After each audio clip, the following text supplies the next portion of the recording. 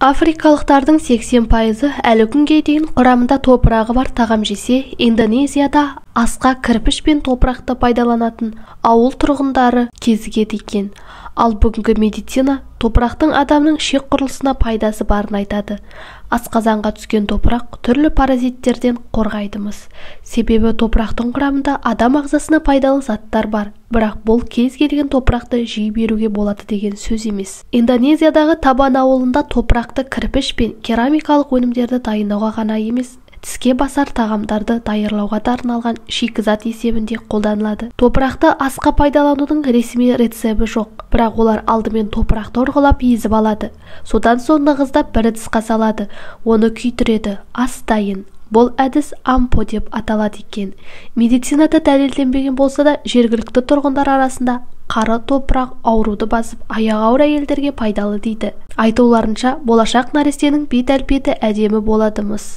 Кесек жеуді ғылымда геофагия деп атайды. Мамандар топырақтың құрамында болатын кремнийдің микроэлементтерге өте бай екенін айтады. Қанша пайдалы болса да, қазір қаназдық, бауырдағы құрт пен бүйректегі құмның жиналуы көптеп кезігеді.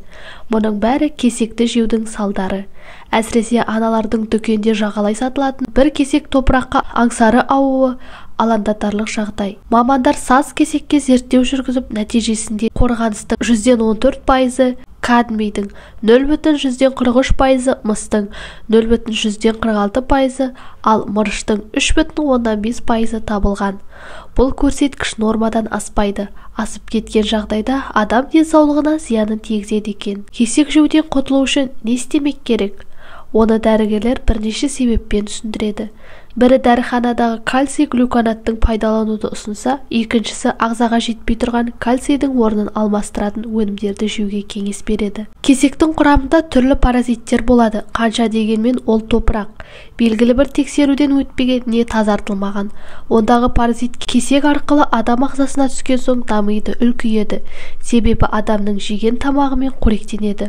Ал сыртқа шығаратын нәжісі адам денесінде у болып сіңіп, зат алмасу процесі бұзылады.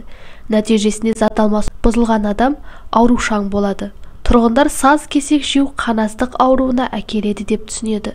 Керісінше осы аурумен ауыратындар саз жегендер дейді. Көне деректерде ғалымдар топырақ не балшық жеуді тыйған. Олар топырақ жеу адам денсаулығына зиян тигізеді деген негізге сүйенген.